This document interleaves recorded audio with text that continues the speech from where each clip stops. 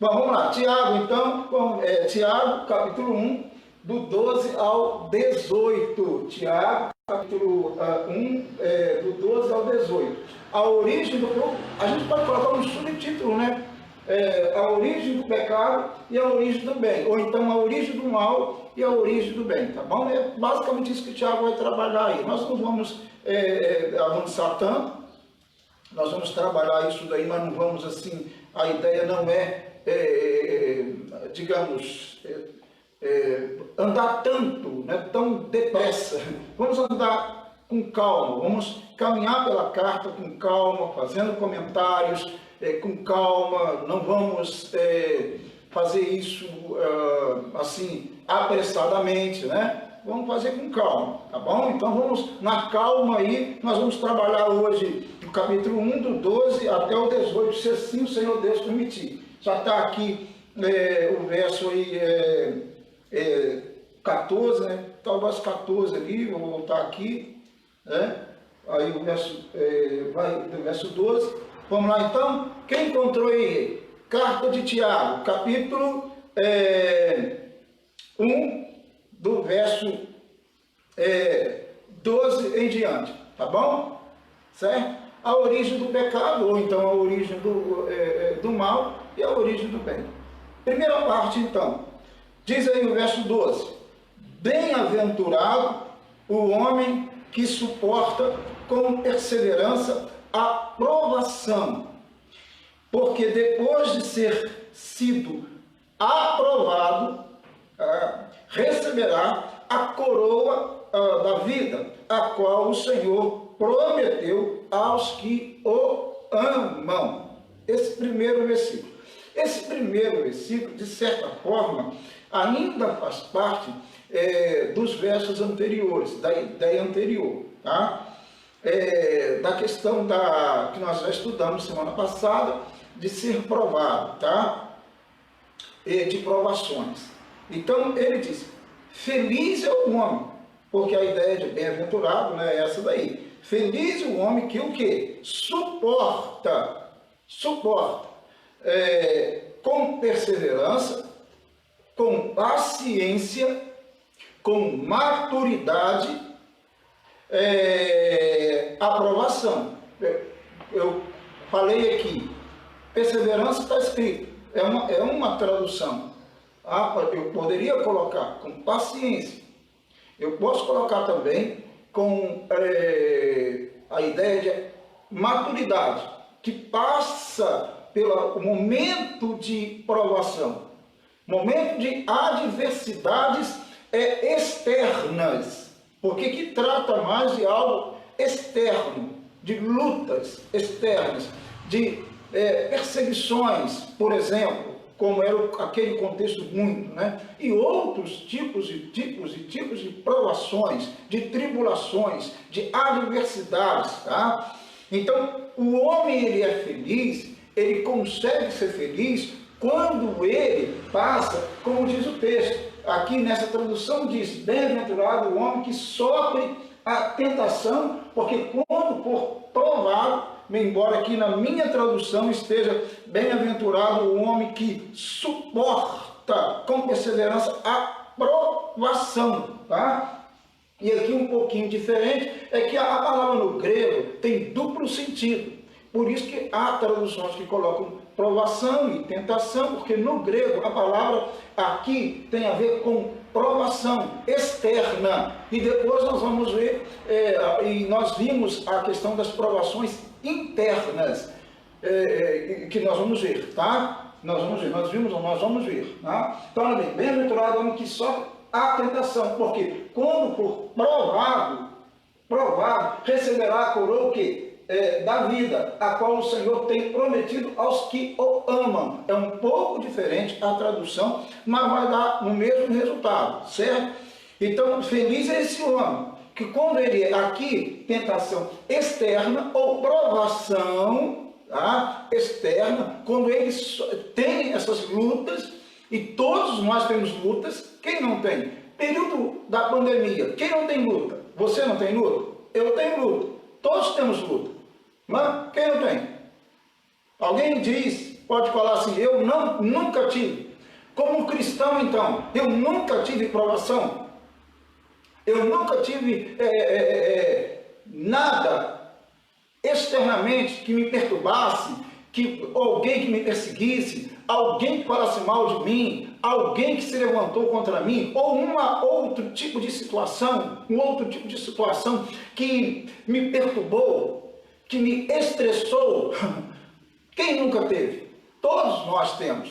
Uns mais, outros menos, e isso depende muito de cada pessoa, porque às vezes, vamos imaginar, às vezes uma situaçãozinha assim é algo terrível para alguns. E às vezes uma situação grandona, uma coisa enorme, uma provação assim, fora de série, é quase nada para outra pessoa. Vamos, não querendo ilustrar mal, mas ilustrando, é igual essa questão do vírus. Tem gente que o vírus pega, que é infectado, e para ele, o organismo dele, ele é assintomático, ele não demonstra sintomas praticamente nenhum. Mas tem gente que o vírus, quando bate, acaba com a pessoa. Muitas vezes, não são poucas vezes, que leva à internação e todos os cuidados médicos, e alguns vão a óbito. Por quê? Porque o vírus bate ali, pá, né? E ele não tem resistência, o organismo dele, por alguma razão que nem os cientistas ainda conseguiram descobrir totalmente, plenamente, leva a situações terríveis de saúde, a complicações, tá? Às vezes uma pessoa aparentemente saudável, mas aí tipo assim, 30 anos, 40 anos, mas o vírus bate nele, por alguma razão, leva à internação e todos os cuidados médicos, e alguns até ao óbito, lamentavelmente, tá? E já tem outros que não. Então, é basicamente assim a vida das provações, né? As provações, tem pessoas que está passando por uma tempestade em alto mar, uma tempestade terrível, mais uma ilustração aí, uma tempestade terrível, e ele passa aquela tempestade orando, louvando a Deus, agradecendo a Deus e tal, e pronto, esse aí é aprovado. Mas tem aquele que tem uma chuvinha à toa, mas uma chuvinha, um chuvisco, né? E tal, e para ele aquilo ali, misericórdia, meu Deus do céu, reclama de tudo, de todos, do mundo, de Deus e tal. As provações são assim, entende? É relativo, né? Depende de quem está sofrendo.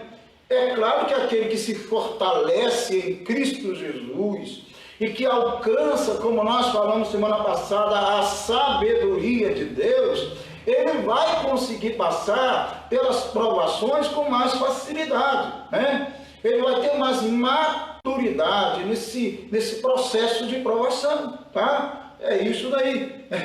É visto que o Tiago que quer mostrar também isso, né? Então diz assim, bem-aventurado o homem que suporta com perseverança a provação, as tentações externas, né? Porque depois de ter sido aprovado, né? Ele passou pela prova, né? Receberá o quê? A coroa, o prêmio da vida, a qual o Senhor prometeu aos que o amam. Quem ama o Senhor receberá o prêmio, a coroa, né? Aí, ilustrando mais uma vez, quando alguém é bem treinado, quando alguém ele passa por seus momentos ali de disputas, de lutas, de combates, num atletismo, por exemplo, e quando ele chega no pódio, ele recebe uma coroa, né? Aquela coroa daquelas folhas, né?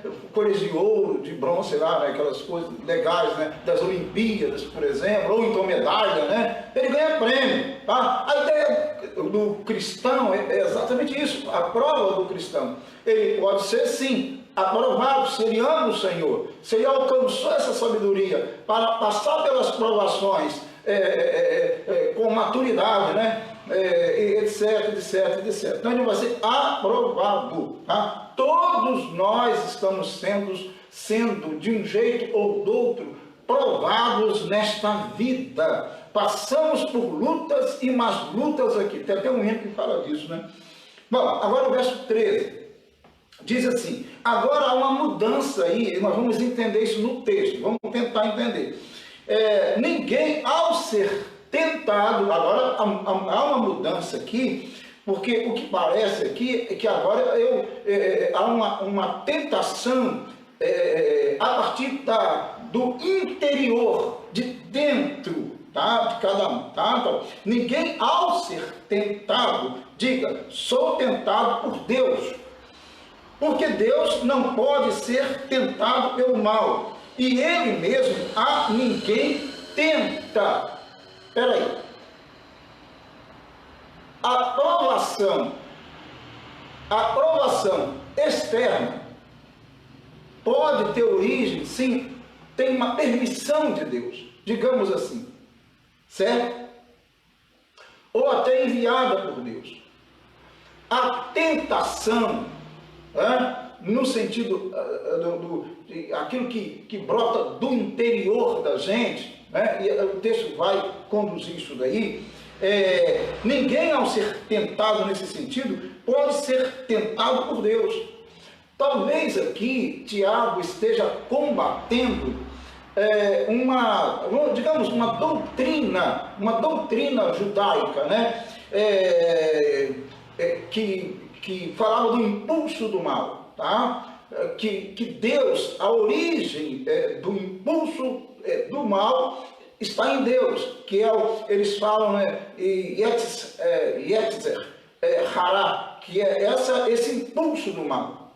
Yetzer, Hará, impulso do mal, é essa expressão que eles dizem, né, que eles falam. Então, é uma doutrina, né, que eles têm. Talvez Tiago esteja aqui combatendo esse tipo de doutrina, de ideia, né, de ideologia, de que o mal provinha de Deus. O mal também provinha de Deus, porque tudo vem de Deus. Então, Tiago, ele vai, pelo que dá a entender, a ideia aqui é mostrar que a tentação, essa tentação aqui, essa tentação que leva o homem ao pecado, não provém de Deus, tá? Não provém de Deus, certo? É isso que está dizendo. Então, ele diz, ninguém, ao ser tentado, venha com tal do argumento de que Deus está me tentando, tá? Com a intenção de levar-me ao pecado, de conduzir-me ao pecado. Ninguém vai dizer isso, porque Deus não faz isso, e é isso que ele está dizendo. Ninguém, ao ser tentado, diga, sou tentado por Deus, porque Deus não pode ser tentado pelo mal. Ele não pode ser, porque ele é santo, santo, santo, né? E ele mesmo, a ninguém o quê? A ninguém tenta. Deus não tenta ninguém. Mas Deus está me tentando. Deus não vai tentar você, porque Deus simplesmente, ele não tenta ninguém. Ele não. Outros podem, ele não, tá? Certo? Você pode, mas ele não. Então Deus, ele não tenta ninguém. Que entendamos isso tem que ficar bem claro. E ele está deixando isso bem claro aqui, tá? Então, quando ele diz assim, né? A ninguém tenta, ele não pode ser tentado, e a ninguém tenta. Ele está realmente combatendo, indo de contra a ideia de que a origem do mal, né, ou a origem do pecado estivesse em Deus, né, certo? Então, aí o verso 14, seguindo a sua lógica, ele diz, ao contrário, cada um é tentado, por quê? Pela sua própria cobiça. Ele está dizendo aqui que, na verdade, eu posso fazer isso, porque você pode fazer isso, mas isso, na verdade, não vai resolver nada quando eu digo assim, o diabo me tentou. Olha, a função do inimigo é tentar-nos mesmo. Isso aí é lógico. Ou então, nesse sentido genérico de tentação, ou então a ideia de que ele levante alguém, ou mande alguém, sei lá, mande tentações, né? Sim, claro, ele está aí para isso mesmo. Faz parte do projeto satânico fazer isso, né? Claro, levantar situações, levantar pessoas, sei lá, para tentarmos, né? Lógico, faz parte do projeto dele. Mas o Tiago está dizendo que, na verdade, nós somos responsáveis. Você é responsável. Eu sou responsável pela questão da tentação. Tá? Você eu sou. Porque ele diz aqui, olha, o verso 14, ao contrário, eu já passei ali, eu não coloquei aqui, eu vou colocar. Ao contrário, aqui tem outra tradução, vocês podem acompanhar aqui na outra tradução também, mas a minha aqui está dizendo, ao contrário, cada um é tentado pela sua própria cobiça. Então o pecado, ele nasce dentro da gente, dentro de você. Então não adianta querer colocar a culpa no inimigo, não adianta querer colocar a culpa no outro. Fulano me tentou, fulana me tentou. Nada disso vai colar, vai pegar diante de Deus, porque o texto é muito claro mesmo, tá? Dizendo que então a cobiça, certo, ao contrário, cada um é tentado pela sua própria cobiça, pelo seu próprio descontrole, tá? Desequilíbrio, desejo ardente no coração. Então, quando alguém cai por exemplo, em adultério, é um processo formado, e aí vai depender de cada pessoa, dentro do interior. Tá? É isso. Dentro do interior. Não importa se a pessoa, se o homem era bonito, se a mulher era bonita, não importa. Não importa. Nada disso. Porque o problema não está em quem vem, e nem como a pessoa está. Está na pessoa, tá? Que no seu interior ela vai desenvolvendo o pecado. Então o adultério, ele é desenvolvido às vezes, leva meses para desenvolvê-lo, para gerá-lo. Entendeu? Está entendendo aí, abençoados? Tá? Às vezes leva meses, às vezes leva anos para o adultério ser gerado no interior de uma pessoa. Até quando ele finalmente dá a luz.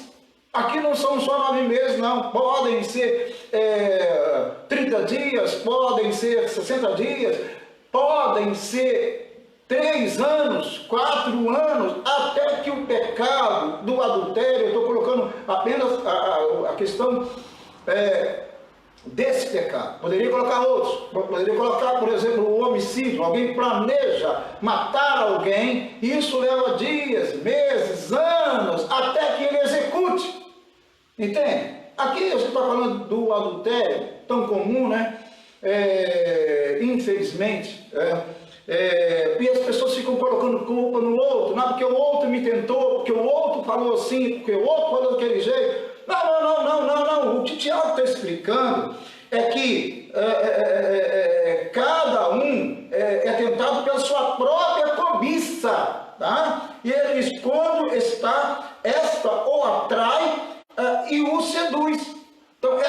carência que ele tem, esse desejo que ele tem, esse desejo ardente que ele tem, né? Que ele vai alimentando aquilo ali, vai lutando até aquela luta meio que retórica, bom, eu não quero roubar, mas sabe o que é, e tal, aí ele vai lutando, tá dando mole, né, etc. E aí a pessoa tá, né, agora eu não quero fornicar, mas pô, cara, tal e tal, aí a pessoa fica dando, né, oportunidade para que isso aconteça, para que o pecado seja gerado, cria situações para isso, ambientes muitas vezes a sós com o namorado, a sós sei lá com quem, com o marido do outro, com a esposa do outro, ou sei lá, em outros tipos de erros aí e tal, e aí o pecado, poxa, né, é o interior dele. Isso também quer dizer que ninguém, mas ninguém que pegue, pode colocar a culpa em outra pessoa. E nem no inimigo, por incrível que pareça, não vai colar. Não, o inimigo me mandou lá, enviou lá alguém muito bonito, e eu não aguentei, alguém muito bonito eu não aguentei, ou então eu vi aquele dinheiro todo dando mole lá, o inimigo tal, e me... você queria fazer isso. É o desejo do seu coração. Então é isso, amado. Está entendendo o que o Tiago está dizendo? Para de colocar a culpa no inimigo. O inimigo já está mais do que culpado.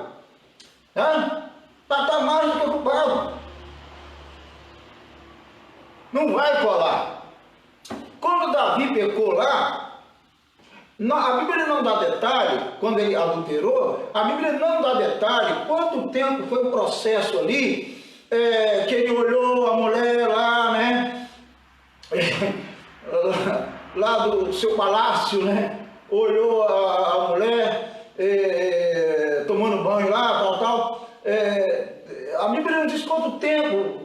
Ele talvez com aquela cena na cabeça ali, a cena daquela mulher bonita, bela, e tal, e aquilo, e o pecado foi sendo gerado. Ele planejou, chamou a mulher, depois, né, teve relações com a mulher, depois ele planejou, peraí, eu tenho que dar um jeito no marido dela, né, e aí ele deu um jeitinho lá, começou com Joabe lá, Joabe, o comandante do exército dele, bateu um papinho com Joabe, já dá um jeitinho aí e tal, falou que esse homem na frente da batalha aí, pronto, Urias morreu, babá, entendeu? Todo um projeto, né? Não há nada, né? Ele não cometeu o adultério e nem também, querendo ou não, ele cometeu também o homicídio, né? Porque ele que provocou a morte do outro, responsável pela morte do outro, não foi algo assim por acaso, ele projetou isso,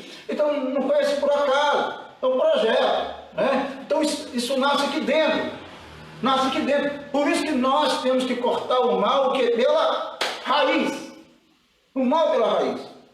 Todo desejo, toda cobiça. Porque não vai adiantar depois colocar a culpa. Davi não falou, para Davi, por exemplo. Ele pode ter pecado. Voltando a Davi, né? Ele pode ter pecado. Mas ele não disse assim, não, o inimigo fez isso comigo. Não. Ele não disse assim, a mulher era muito bonita. Não, ele não disse nada disso. Ele disse, eu pequei, pronto, acabou. O culpado sou eu, pô. Entende? Está entendendo ou não? Porque todos nós vamos dar conta ao Senhor um dia. Não tem que colocar a culpa em ninguém. Né? Então é isso que ele está dizendo. Então o verso 15 vai sintetizar toda essa ideia, né? Diz assim, então a cobiça, depois de haver concebido, a cobiça, depois de haver concebido, dá a luz, quer dizer, fez a concepção, ou seja, ela já está no coração da pessoa, está no coração ali, desenvolveu-se o pecado, está no coração da pessoa, e no caso, imaginemos aí para mais uma ilustração. O bebê, por exemplo, ele leva ali processo de, geralmente, né, 9 meses ali no ventre, né, não vou colocar na linguagem, às vezes as pessoas falam essas expressões, mas vou colocar no útero, né? da mulher, 9 meses ali, é o processo de gestação, e quando a concepção é quando, logicamente, o neném já existe, o pecado então já existe ali dentro. Você não praticou efetivamente com a outra pessoa, mas ele já existe ali dentro, a cobiça, o desejo, já está concebido. Está entendendo o que ele está falando? Aí depois você pratica, você dá a luz, é isso que ele está falando. Aí vem o bebê, né? Ou seja, o bebê é o pecado. É isso aí, tá vendo? Ler as escrituras às vezes é um pouco, né, assim, eu acho que dá um impacto na gente, não dá? Fala a verdade. Bom, então a cobiça, depois de haver concebido, é o que eu falei aqui, de quando o marido com a mulher e tal, e quando há concepção ali, por isso que o aborto, ele é pecado. Por que é pecado? Porque quando há concepção, quando o óvulo e o espermatozoide se unem, né, e há fecundação ali, e há concepção, há vida ali, tá? Sendo desenvolvida ali. É essa ideia que Tiago está dizendo em relação ao pecado. Então, quando o adultério, ele não começa quando eu pratico. O adultério começa quando eu tenho essa cobiça, esse desejo ardente de possuir ou qualquer tipo de imoralidade, né? Uma pessoa, um corpo que não é meu, entende? Que não é meu, que não é, no caso, no caso de adultério, a minha esposa. Então ali já está o adultério, tá? Ele só falta ser praticado. Só falta ser praticado no sentido efetivo do termo, para se tornar um fato público, tá? Fora disso, ele já existe dentro de mim. É isso que ele está dizendo. Quando ele é praticado, por enquanto ele está no meu interior. Aí ninguém está vendo, só eu e Deus. Só você e Deus, no meu interior. Mas depois, quando eu dou a luz ao pecado, quando dá a luz ao bebê, o bebê, né, claro, sai para o mundo. Então, o pecado é a mesma coisa. Ele sai para o mundo. É isso que ele está dizendo. Então, a cobiça, depois de haver concebido, dá à luz o quê? O pecado. E o pecado, uma vez consumado, gera o quê? A morte. É simples assim. Deu para entender, queridos? Abençoados? Deu para entender? Não é complicado, é complicado? Não é complicado. Claro que não é complicado. Lógico que não é complicado. Deu para entender. Não adianta colocar a culpa em ninguém depois. Não vai funcionar. Nessa tradução eu tenho aqui, mas cada um é tentado quando é atraído e engodado pela sua própria concupiscência, que aqui está traduzido cobiça, e está dito aqui, ó, depois havendo a concupiscência concebido, né, pela concepção ali, dá à luz o pecado, e o pecado sendo consumado, ou seja, praticado, né, gera o quê? A morte, vai produzir a morte. É isso. É por isso que tem muitas pessoas que estão num estado pecaminoso de adultério, de imoralidade e de outros tipos de erros, né, de corrupção, tá ali, a vida, aquilo ali vai gerar a morte. Claro que a morte aqui é a morte, pode ser, aí vamos lá, ele quer dizer provavelmente a morte espiritual, certo? Porque ninguém que peque ou permaneça pecando, que não se arrependa, é claro, ele tem como viver espiritualmente. Ele vai morrer espiritualmente. Foi o que aconteceu com Adão e Eva. É um processo que, né, a morte entrou no mundo, essa é uma morte física, e consequentemente a morte espiritual, e isso aqui vai gerar uma morte espiritual, tá? E pode gerar também, porque faz parte de um estado pecaminoso, gerar a morte física também, tá? A consequência da morte física. Bom, é o que dá a entender. Então, o verso 16 diz, aqui na minha tradução, não vos enganeis, meus amados irmãos, não erreis, ou não vos enganeis. Diferença, meus amados irmãos, tá? Então, não vos enganeis, meus amados irmãos. Ninguém se engane. Não fiquem enganados, não. Eu, pastor Ronaldo, Tiago aqui, e todos os servos de Deus que pregam a palavra de Deus, não estão aí para enganar ninguém, tá? Não estão aqui para enganar ninguém. A gente está aqui para ler as Escrituras, explicar as Escrituras e deixar bem claras as Escrituras o máximo possível para que nós entendamos o que Deus está falando e para ninguém ficar enganado. Então, meu amado irmão, não se engane não, tá? Não fique enganado, achando que está bombando, achando que está agradando a Deus, achando que Deus não está vendo, ou querendo colocar a culpa em A, B, C, D, não. Você certamente vai dar a conta da sua vida, como eu darei conta da minha vida ao Senhor, tá? É isso aí. Bom, o verso 17 diz, agora para terminar aqui, a nossa última partezinha aqui do texto, né? A última parte, vamos lá. O verso 17 e 18, tá? Diz assim, toda boa dádiva e todo dom perfeito são do alto, descendo do Pai das luzes, em quem não pode existir variação ou sombra de mudança. Deus não muda. Deus não se adapta ao pecado. Não adianta. Mas agora pode. Oh, não pode. Não. Os princípios bíblicos são irrevogáveis. Tá? Aqui nessa tradução diz: toda boa dádiva e todo dom perfeito vem do alto. É basicamente a mesma coisa aqui, mas vamos lá. Descendo do Pai das luzes, em quem não há mudança nem sombra de variação. Ele não muda, tá? Ele não vai variar de acordo com o tempo, com o contexto.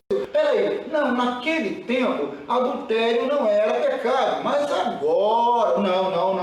Naquele tempo a mentira era pecado, mas agora, não existe isso, tá? Princípios bíblicos são irrevogáveis, tá bom? Bom, não muda, certo? Então o verso 18 diz, pois, segundo o seu querer, ele nos gerou pela palavra da verdade. Então a origem do bem é Deus, e fomos gerados pela palavra da verdade, tá?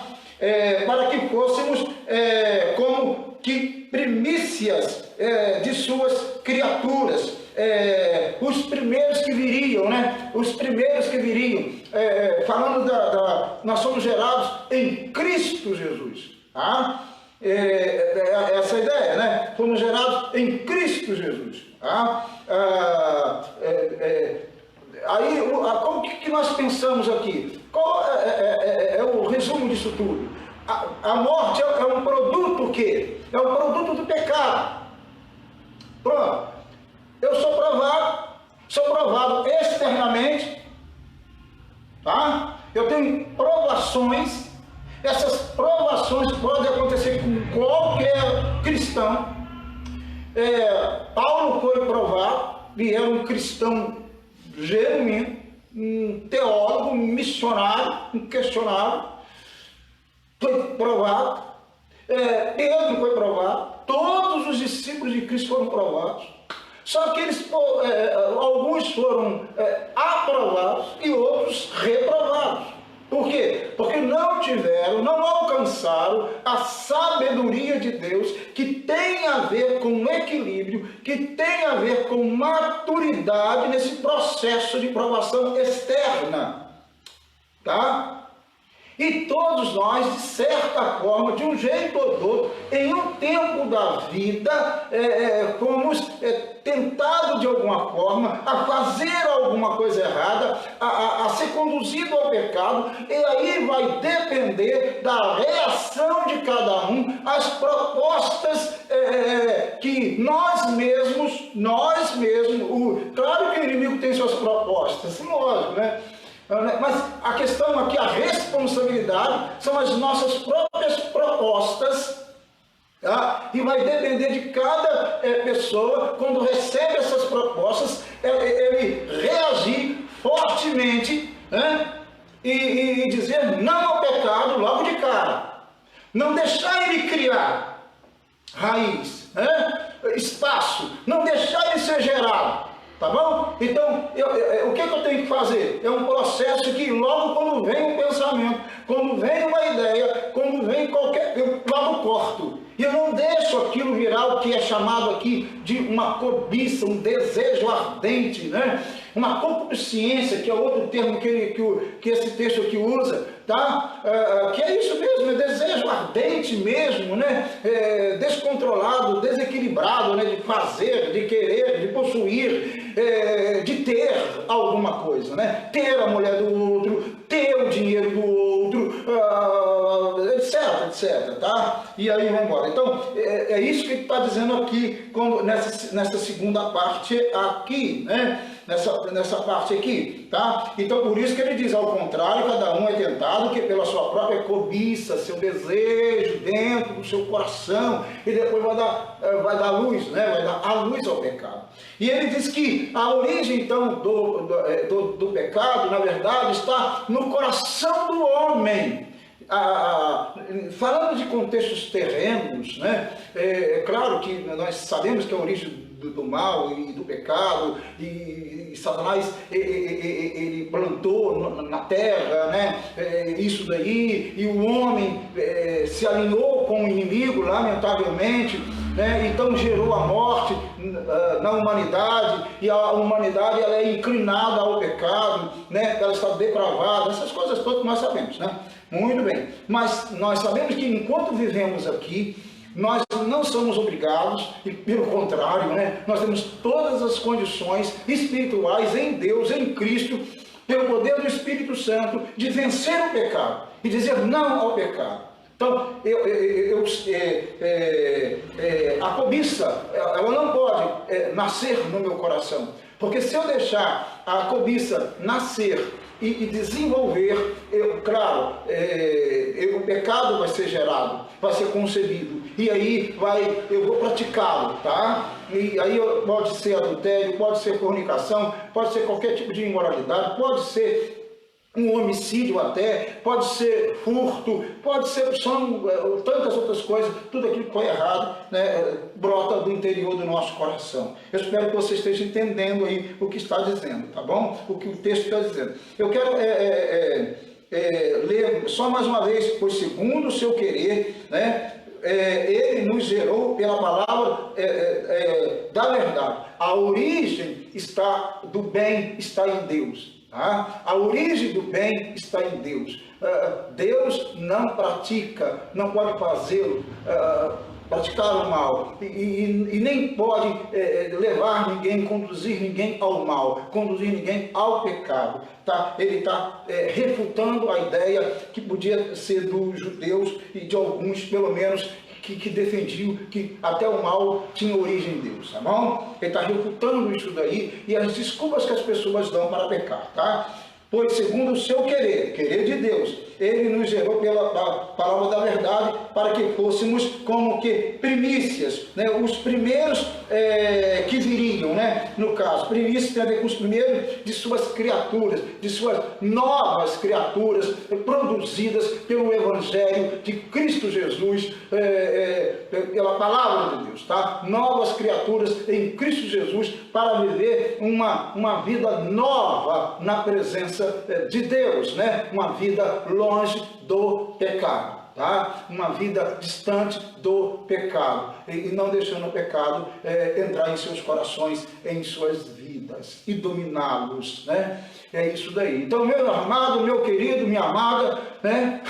Meu irmão, você não é melhor do que ninguém. Então não diga assim, oh, eu sou o super-homem, eu sou a super-mulher, eu não peco. Não existe isso, que só em falar isso você já está pecando.